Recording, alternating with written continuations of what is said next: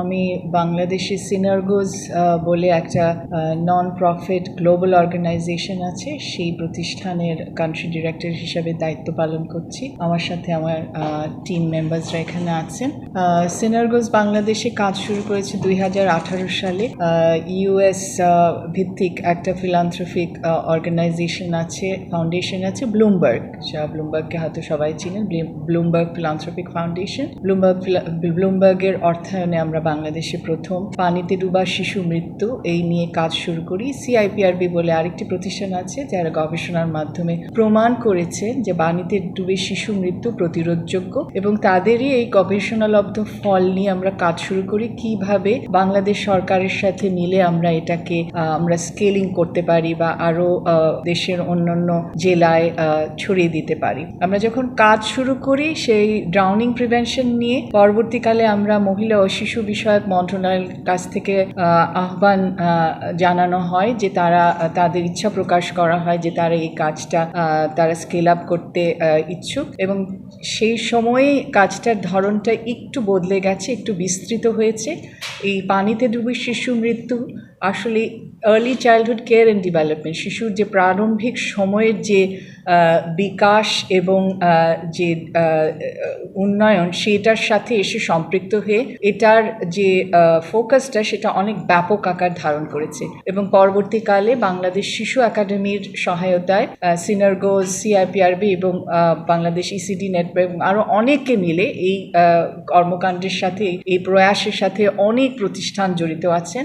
এই বাংলাদেশের 16টি জেলায়, 45টি উপজেলায় একটি শিশু সমন্বিত কমিউনিটি ভিত্তিক, সমাজ ভিত্তিক শিশু যত্ন কেন্দ্র এবং সাঁতার সুবিধা প্রকল্প, যেটাকে সংক্ষেপে আমরা আইসিবিসি বলছি, সেটি অনুমোদন পেয়েছে 2022 সালে এবং এখনও সেটি চলমান আছে। এই জায়গাটা থেকে আমি বলবো যে এটি একটি সমন্বিত প্রচেষ্টা, এবং আমরা জানি শুধু বাংলাদেশে না, বাংলাদেশের বাইরেও যে কোনো দেশেই আমরা দেখেছি সরকার এবং যারা নন গভর্নমেন্ট আছেন বা প্রাইভেট সেক্টর আছেন বা সরকারের মধ্যেও বিভিন্ন ক্রস সেক্টর যে প্রতিষ্ঠানগুলো আছেন, তারা যখন একসঙ্গে কাজ করতে আসেন সেই জায়গাটায় একটু অত সহজ হয় না, কারণ কোনো দেশেই কিন্তু সমন্বিত কাজটা সহজ নয়। মানে আমরা সবাই পছন্দ করি, কমফর্ট ফিল করি যখন আমরা একা একা কোনো কাজ করতে চাই বা আমাদের নিজস্ব পরিসর এবং গণ্ডির মধ্যে থেকে কাজ করতে আমরা স্বাচ্ছন্দ্য বোধ করি। তো সেই ধারণার থেকেই সিনারগোজ আমরা আমাদের অন্য যে গ্লোবাল যে কর্মকাণ্ড আছে তাদের কাছ থেকে অভিজ্ঞতা নিয়ে আমরা জেনেছি যে এই সমন্বয়ের যে জন্য একটি বিশেষ ধরনের নেতৃত্বের প্রয়োজন হয়। আমরা এটাকে বলছি ব্রিজিং লিডারশিপ, মানে বিভিন্ন সেক্টর বা বিভিন্ন ডিসিপ্লিনের যখন সংস্থা বা ব্যক্তি একসঙ্গে কাজ করতে আসেন সেই জায়গাটায় অনেক ফ্রিকশন থাকতে পারে। সেগুলোকে কিভাবে বাধা উত্তরণ করে সলিউশনের দিকে বা সমাধানের দিকে নিয়ে যাওয়া যায় সেই নেতৃত্ব আয়ত্ত করতে হয়। এটা হয়তো সবসময় সহজাতভাবে সবার আসে না, এবং এই বিষয়ে আমরা আসলে কথাও বলি না। এগুলোকে আমরা বলছি এগুলো টেকনিক্যাল সমস্যার মধ্যে পড়ে না, এগুলো একটু সফটওয়্যার স্কিল বা আমরা যেগুলিকে বলছি যে কিছু অ্যাডাপটিভ স্কিলের প্রয়োজন হয়। এই প্রকল্প থেকে 16টি জেলায় আমি বলেছি যে প্রকল্পটা স্কেলড আপ হয়েছে এবং 45টি উপজেলায়, এবং 8,000 এই শিশু যত্ন কেন্দ্র এখানে স্থাপন করা হয়েছে, অলরেডি চলমান আছে, এবং এখানে প্রায় 2 লাখ শিশু যত্ন কেন্দ্রের মাধ্যমে সুবিধা পাবে। এবং এর বাইরেও আমি বলেছি একটা সাঁতার সুবিধা প্রকল্প আছে। তো এই যে শিশু যত্ন কেন্দ্রের যে বয়সসীমাটা আছে সেটা হচ্ছে 1 থেকে 5 বছর বয়সী শিশুদের জন্য, এবং 6 থেকে 10 বছরের শিশুদের জন্য সাঁতার সুবিধা প্রকল্প আছে। তো সব মিলিয়ে আমরা বলতে পারি এই প্রকল্পটি প্রায় 5,60,000 শিশুর কাছে সুবিধা পৌঁছে দিচ্ছে।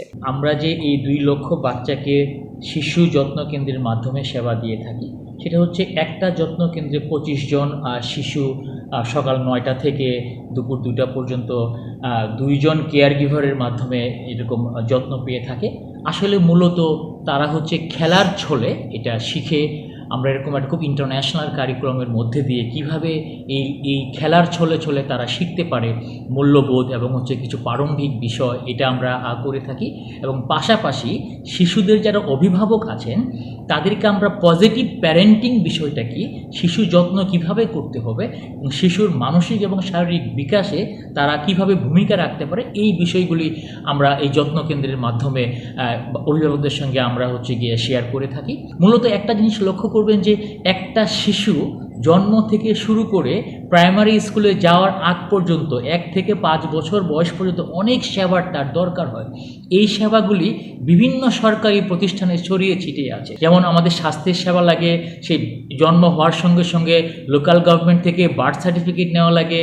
আবার ওর যখন এই প্রারম্ভিক স্কুলে যাওয়ার দরকার হয় তখন মহিলা ও শিশু বিষয়ক মন্ত্রণালয়ের আন্ডারে এই শিশু একাডেমির এই প্রজেক্টের সুবিধা তার দরকার হয়। সোশ্যাল সেফটি নেটে অন্য মন্ত্রণালয়ে যেতে হয়। আবার যখন সে শিখে তখন কিন্তু আবার প্রাথমিক বিদ্যালয়ে আপনার প্রাথমিক ও গণশিক্ষা মন্ত্রণালয়ে যেতে হয়। আমরা বলছি যদি এই সেবাগুলিকে সমন্বয় করা হয় এবং এক জায়গা শিশুদের জন্য আনা হয়, সরকারি সেবাদানকারী প্রতিষ্ঠান যেভাবে সহজে সেবা দিতে পারবে, আমাদের এই শিশুরা কিন্তু সহজে এই সেবাগুলো পেয়ে তাদের শারীরিক এবং মানসিক বিকাশের সক্ষমতা বেশি বেশি করে তৈরি হবে এবং তারা দেশের সুনাগরিক হিসেবে বেড়ে উঠতে পারবে। এই কারণেই এই যে আমরা বলছি যে আমরা এমন একটা সহযোগিতার প্ল্যাটফর্ম তৈরি করব যেখানে সবাই এসে সমন্বিতভাবে সবাইকে সেবা দিতে পারে।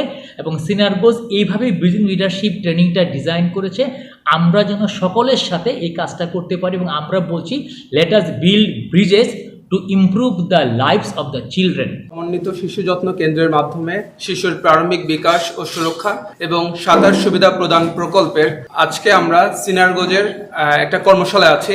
আমাদের এই কর্মশালা একটা নিয়মিতই কার্যক্রম। আমাদের কর্মশালার মাধ্যমে আমাদের ব্রিজিং লিডারশিপ আমাদের শেখানো হচ্ছে যে আমরা বিভিন্ন সেক্টরের আমরা মানুষদের সাথে আমাদের কাজ করতে হয়। আমাদের উপজেলা প্রশাসন, জেলা প্রশাসন, আমাদের জেলা মনিটরিং কমিটি, উপজেলা মনিটরিং কমিটি সকলের সমন্বয়ে আমাদের কাজটা যেহেতু করতে হয়, এজন্য আমাদের নিয়মিত কার্যক্রমের মধ্যে একটা জিনিস থাকে, সেটা হলো ব্রিজিং লিডারশিপ। আমরা 5টা জেলা, আমরা সাতক্ষীরা জেলার মুজাফফর গার্ডেনে আমরা এই প্রশিক্ষণে অংশগ্রহণ করছি। কিছুদিন আগেও আমরা ঢাকায় আমরা এরকমই একটা প্রশিক্ষণ কর্মশালায় অংশগ্রহণ করেছিলাম। এই নিয়মিত কর্মশালার মাধ্যমে আমাদের সকলের কর্মকর্তা কর্মচারীদের আমাদের দক্ষ করে তোলা হচ্ছে, যাতে আমরা আমাদের কর্মক্ষেত্রে আমরা আমাদের সর্বোচ্চটা দিয়ে আমরা কাজ করতে পারি। এই জন্যই আমাদের নিয়মিত কার্যক্রমের প্রশিক্ষণ আমাদের দেওয়া হচ্ছে। তো আমরা আশা করি আমরা এই কর্মশালার মাধ্যমে আমরা আমাদের অর্জিত জ্ঞান আমরা আমাদের কর্মক্ষেত্রে আমরা সকলের সমন্বয় আমরা ভালো একটা আউটকাম নিয়ে আসতে পারবো। আমাদের জেলা পর্যায়ে যে কোলাবোরেশন যে ওয়ার্কশপটা হচ্ছে, এখানে 4 দিনের যে ওয়ার্কশপ, সেই ওয়ার্কশপে একজন পার্টিসিপেট হিসেবে অংশগ্রহণ করছি। আর এই অংশগ্রহণ করার কারণে আমি অনেক কিছু সম্পর্কে জানতে পারছি। আসলে আমার কিছু ল্যাকিং ছিল, যেমন হচ্ছে সহযোগিতা, সমন্বয় করে কাজ করাটা যে কত ভালো একটা কাজের ক্ষেত্রে অনেক দূর পর্যন্ত এগিয়ে যেতে হয়, সেটা এখান থেকে শিখেছি।